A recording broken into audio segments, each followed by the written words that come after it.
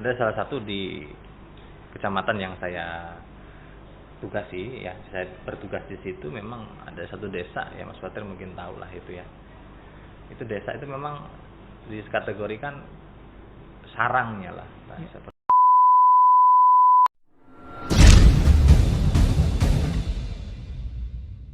Assalamualaikum warahmatullahi wabarakatuh. Selamat siang buat Anda dimanapun berada. Salam sehat tanpa narkoba. Tapi pun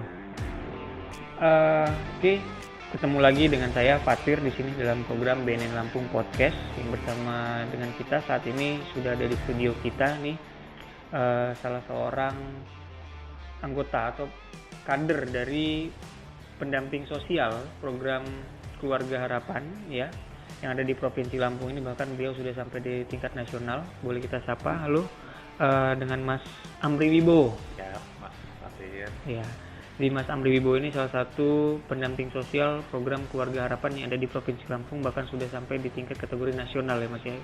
Benar ya begitu ya informasinya. Jadi pada podcast kita kali ini kita akan berkenalan dengan apa sih namanya program PKH itu, kemudian bagaimana peran PKH, kemudian dalam masalah terutama nih penyalahgunaan narkoba di lingkungan Provinsi Lampung. Apalagi kalau ngomongin masalah narkoba, erat kaitannya sebenarnya basicnya, pencegahannya itu ada di keluarga ini. Keluarga, ya kan? Jadi makanya kami pikir perlu nih kita ngobrolin sedikit mengenai masalah program Keluarga Harapan. Artinya kan setiap keluarga pasti punya harapan. Siap. Dan harapannya selalu menjadi yang lebih baik dan terus menjadi baik. Dan kira-kira BNN kira-kira apa nih yang bisa kita kolaborasikan dalam program Keluarga Harapan ini. Sebenarnya kita ngomongin lebih banyak disingkat, ternyata program Keluarga Harapan ini PKH ya Mas? Iya, PKH. Nah, walaupun sebenarnya mungkin banyak singkatan-singkatan lain mengenai masalah PKH itu di luar sana ya kan, berkaitan masalah keluarga ini. Kemudian apa sih Mas sebenarnya latar belakang PKH itu sendiri? Atau PKH ini adalah salah satu program andalan yang skalanya sampai nasional. Itu program dari Kementerian Sosial. Kementerian Sosial meluncurkan beberapa program. Salah satunya adalah program Keluarga Harapan ini. Nah, di dalam PKH ini ada aturan dan mainnya. Artinya ada kriteria-kriteria sebagai penerima program Keluarga Harapan, yang mana sejatinya mempunyai tujuan yang mulia, yaitu tujuan daripada program ini tentunya fokusnya skala nasional ya. Kita bicara skala nasional yaitu untuk pengentasan kemiskinan. Nah, cuman untuk fokus pada Keluarga Harapan sendiri ini memiliki poin-poin penting yang harus diketahui. Sekarang kan masa pandemi seperti ini, tentu saja kita sering mendengar di media online maupun media televisi dan yang lain-lain, itu banyak sekali namanya bantuan sosial. Nah, PKH ini juga termasuk dalam salah satu bantuan sosial. Nah, tapi yang berfokus pada peningkatan kapasitas keluarga, yang mana tujuan daripada ini adalah pengentasan kemiskinan. Dengan adanya landing sektor daripada program Keluarga Harapan ini cakupannya luas. Yang pertama lewat pendidikan, yang mana PKH ini juga berfokus supaya nanti orang-orang yang sudah diberikan edukasi di program ini dia mampu sejahtera ataupun keluar dari zona kemiskinan. Nah, karena PKH ini adalah penerimanya itu rata-rata mohon maaf yaitu adalah rumah tangga miskin ya. Rumah tangga miskin tentu ini sangat rentan tentang bagaimana tentang edukasi yang ada di dalam keluarga itu. Makanya diluncurkan sebuah modul, yaitu modul ini. Nah, modul ini orang-orang yang menerima PKH ini atau kita sebut dengan KPM tadi itu sejatinya fokus daripada modul ini adalah merubah pola pikir mereka yang tadinya mohon maaf mereka menggunakan kata-kata kasar untuk mendidik anak, bahkan menggunakan kekerasan fisik. Nah, ini kita rubah. Stigma ini kita rubah, bagaimana cara KPM ini mendidik anaknya supaya menjadi pribadi yang lebih baik lagi untuk diri dia dan juga untuk anaknya. Dan modul berikutnya itu disabilitas. Nah, disabilitas juga masuk ya? Ada ya, disabilitas ya, dan lansia. Kadang di dalam satu rumah tangga ini ada anak yang ngurus orang tua ataupun yang ngurus lansia itu tadi atau disabilitas. Nah, di PKH ini tujuan mulianya adalah bagaimana menganggap satu disabilitas itu bukan sebagai sebuah beban gitu. tapi daripada titipan dan anugerah daripada Tuhan kita semuanya untuk di edukasi menjadi lebih baik lagi, dibesarkan hatinya. Biasanya orang-orang yang secara fisik ataupun disabilitas ini biasanya mengalami gangguan-gangguan yang kaitannya dengan hati gitu ya. Yeah. Nah, maka daripada itu di PKH bagaimana caranya KPM ini kita stimulus, kita berikan edukasi, menganggap bahwasanya disabilitas ini bukan beban, tapi sebagai sebuah anugerah ya tentunya. Dan ada pula yang lansia. Nah, lansia ini di dalam PKH ini ada aturan mainnya. Aturan mainnya adalah lansia, dikategorikan lansia itu usianya yang sudah sampai usia 70 tahun. 70 ke atas berarti ya? 70 tahun ke atas. Jadi orang yang sudah sampai 70 tahun dan kata kuncinya itu penerima-penerima PKH ini harus masuk dulu ke dalam DTKS. Apa itu DTKS? Data Terpadu Kesejahteraan Sosial. Nah, jadi tidak semua orang bisa masuk ke dalam PKH ini kalau belum terdaftar dalam DTKS. DTKS itu. Nah, itu harus daftar sendiri atau? Nah, kalau di DTKS itu melalui alur yang memang kita sebut dengan alur proses untuk masuk ke dalam DTKS. DTKS ini letaknya di desa atau di kelurahan ya. Nah, di desa atau kelurahan. Tidak ada bisa. Target nggak Mas? Atau misalnya bisa dibilang, oh satu desa kita maksimal berapa puluh orang gitu? Kalau PKH ini skalanya dia adalah nasional. Penerima PKH ini tidak akan lebih dari 10 juta se-Indonesia ini. Oh, targetnya se-nasional 10 juta. Nah, 10 juta. Nah, di se-Indonesia ini 10 juta. Dia kalau bertambah tidak, tapi berkurang iya. Nah, jadi setelah adanya P2K2, setelah adanya bisnis proses tadi, nanti ada proses satu lagi yang namanya graduasi. Graduasi ini adalah proses ya pengeluaran ataupun pemberhentian daripada kepesertaan PKH. Jadi lulusan lah. Saya sebenarnya tertarik nih mengenai masalah PKH itu tadi. Yang disasar sebenarnya adalah keluarga miskin ya. Dasarnya keluarga miskin. Berkaitan dengan keluarga miskin, kemudian kesejahteraan ekonomi, sebenarnya erat kaitan dengan masalah narkoba juga pastinya kan. Betul. Kenapa sih bilang gitu? Karena ternyata permasalahan ekonomi banyak juga menunjang akhirnya munculnya semacam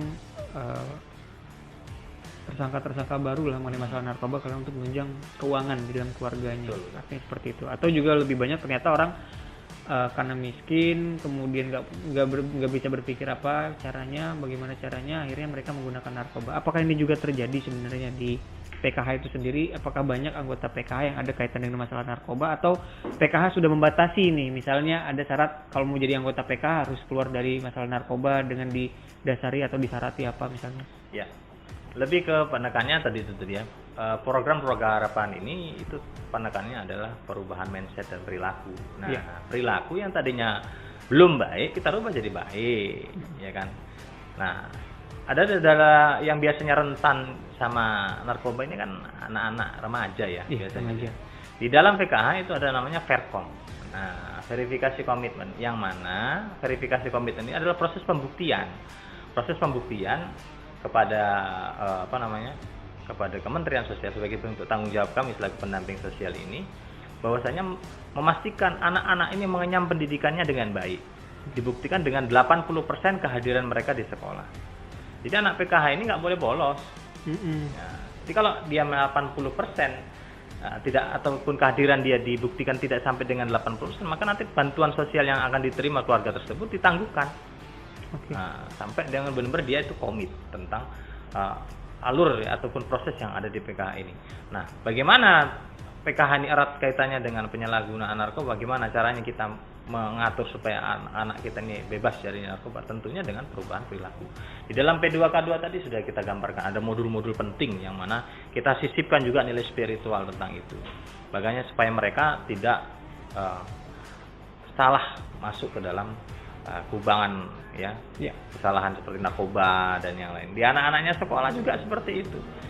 Biasanya kan anak-anak terkena narkoba tuh karena gaulnya salah ya, kan gitu. Atau cara didiknya salah. Maksudnya kalau orang tuanya didiknya dengan kasar, otomatis nggak betah di rumah. Dia cari tempat lain ya kan, sehingga nanti pergaulannya salah. Nah, ini kita hindari seperti itu. Makanya kita luncurkan program untuk merubah perilaku itu tadi, yang tadinya belum baik kita jadikan jadi lebih baik.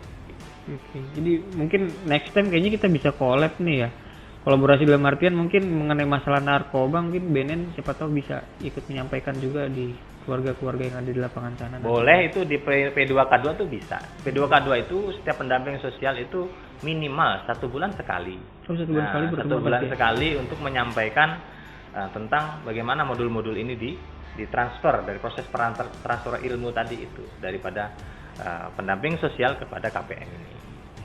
Oke. Dan kemudian kalau kita ngomongin masalah nih, kontribusi yang tadi sudah dilakukan dan segala macam, sampai dengan saat ini mengenai masalah narkoba sendiri di lingkungan, pernah menemukan nggak keluarga yang memang ada kaitan dengan masalah narkoba terutama? Saya pribadi kalau narkoba itu seperti gini Mas ya. Ada salah satu di kecamatan yang saya tugasi ya, saya bertugas di situ, memang ada satu desa ya, Mas Fatir mungkin tahu lah itu ya. Itu desa itu memang dikategorikan sarangnya lah, seperti itu. Tapi dengan sendirinya ketika program ini masuk ya, mereka memilih alternatif. Kita kasih gambaran bahwasanya pilihannya kalau nggak penjara mati ya kan, ataupun nanti yang lain-lain lah, yang negatif-negatif kita sampaikan kepada mereka dan kita edukasi mereka untuk berwirausaha. Nah, jadi kita tidak hanya memberikan stimulus tentang ilmu saja, tapi kita betul-betul mendampingi mereka supaya bisa terlepas daripada jeratan kemiskinan dan juga jeratan hal yang negatif ini. Oke. Jadi sampai dengan kita bina mengajak mereka untuk wirausaha sehingga mereka bisa lepas ya dari penyalahgunaan narkoba itu. Nah, kalau jangka panjang atau jangka pendek PKH nih, kalau misalnya kita ngomongin masalah ini kan masalah narkoba, sebenarnya kan ada upaya pencegahan, pemberantasan, penyalahgunaan dan beredar narkoba ini kan ya. Sebenarnya aspek pencegahan kira-kira yang bisa dilakukan atau yang bisa diupayakan oleh PKH sendiri nantinya ke depannya kayak mana nih Pak? Nah, kalau pencegahan tentunya dengan perubahan mindset tadi yang saya gambarkan ya, perubahan mindset. Kalau orang itu mindsetnya sudah berubah, kita melihat sesuatu yang dirasa buruk, ya tentu kita nggak mau ngedeket kan gitu.